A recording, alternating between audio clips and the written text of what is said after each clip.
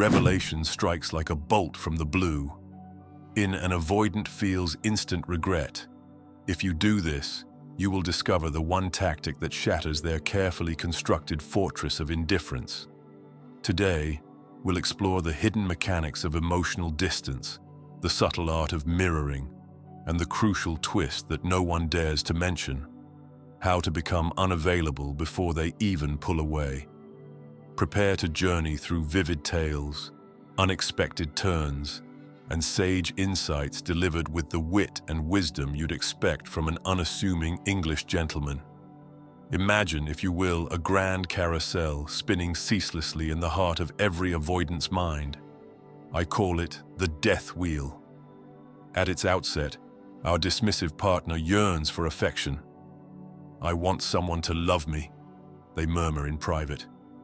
Then, in the blink of an eye, they feel a trigger, a stray comment, a fleeting moment of vulnerability. "I must escape." They detach, they depart, and they swear, with solemn promise, never to look back. Yet, as the wheel spins, loneliness creeps in. Regret flutters at the edges of their consciousness, but always too late, for they have already left the arena on their own terms. Now consider the anxious counterpart.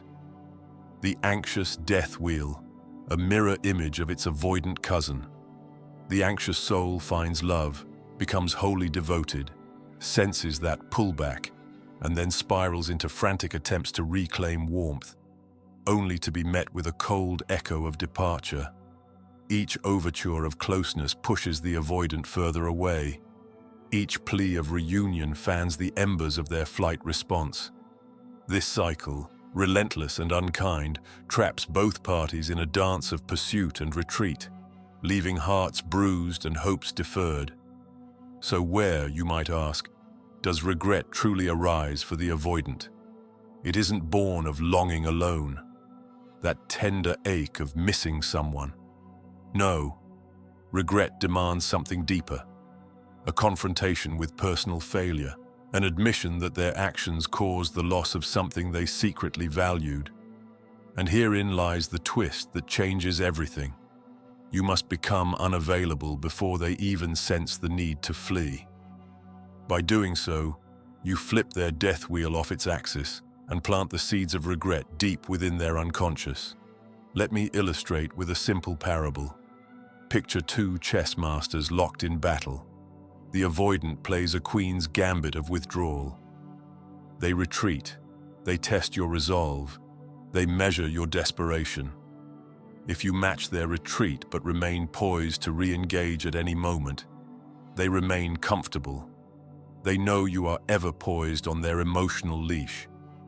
But if, in a single bold stroke, you withdraw your entire army before they've even made their opening move, the avoidant is left bewildered.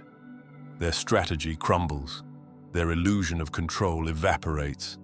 They stare at the empty board where your pieces once stood and understand, with a jolt, that they no longer dictate the terms of this engagement.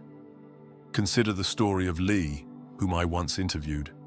On the very day marking 6 months since her breakup, she initiated a phone call with her dismissive ex, only after she had already stepped fully away, attended her own healing, and established a life independent of his whims. "I had to be willing to let him go," she said, her voice steady. When her ex heard her composed tone, the restraint in her words, he realized, too late, that she had moved past him.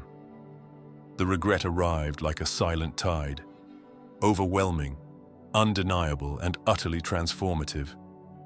You see, mirroring their emotional distance is merely the opening act. When you reflect their withdrawal, the chameleon effect of emotions, you display a mastery of calm that enthralls them. They watch as you mirror their posture, their silence, their reticence, and they begin to perceive you as a fellow sovereign, not a supplicant. Psychology has long endorsed this principle. Non-conscious mimicry fosters affinity, yet here it serves a loftier purpose. It elevates you from prey to power broker in the theater of relationships. Yet mirroring alone is insufficient. The critical twist lies in your timing. Become truly unavailable before they've completed their own detachment ritual. If you wait until they have already severed the bond, they merely nod in self-justified triumph and proceed to another rotation of the death wheel. But if, at stage 6, when loneliness and remorse first stir in their breast, they discover that you have moved on, the entire trajectory of their cycle collapses. Suddenly, they are forced to reckon with a reality where they did not pull the trigger. They were caught unawares, bereft of the safety net of control. Imagine, too, the metaphor of a lighthouse keeper tending the flame. The avoidant believes he holds the key to illumination. He chooses when to guide you with his light, when to leave your ship adrift in darkness. But if, one stormy night, you extinguish your own signal, if your vessel sails away on a separate course, you rob him of that authority. He watches helplessly as you navigate by other stars, and in his helplessness, regret ignites. He recognizes that he is not the keeper of your heart. You have reclaimed that role for yourself. This process, of course, requires courage and self-awareness. You must steel yourself against the urge to chase, to plead, to explain. Instead, cultivate your own world. Deepen friendships, pursue passions, anchor yourself in endeavors that feed your soul. When your availability is genuine, when you are not merely feigning detachment for tactical advantage, but truly thriving beyond the reach of their withdrawal, you become an enigma. The avoidance internal monologue shifts from "I must leave" to "I could have lost something precious." Let us not forget the core wounds that fuel dismissive avoidance, often forged in childhood's cold crucible, where emotional needs were unmet or scorned. Avoidance learned to suppress pain by severing connection. Those wounds lie buried, dormant until a moment of safety allows them to surface.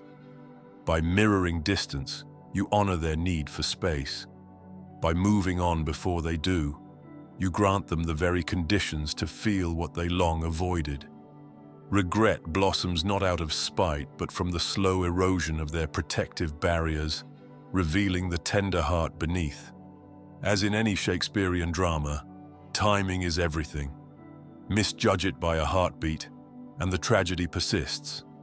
Another cycle, another heartbreak, another mournful soliloquy about what might have been. But strike at the precise moment, when their cycle wavers between control and desperation, and you enact a reversal worthy of the most compelling plot twist. They see you not as a trophy to be won or discarded, but as an independent force that defies their narrative.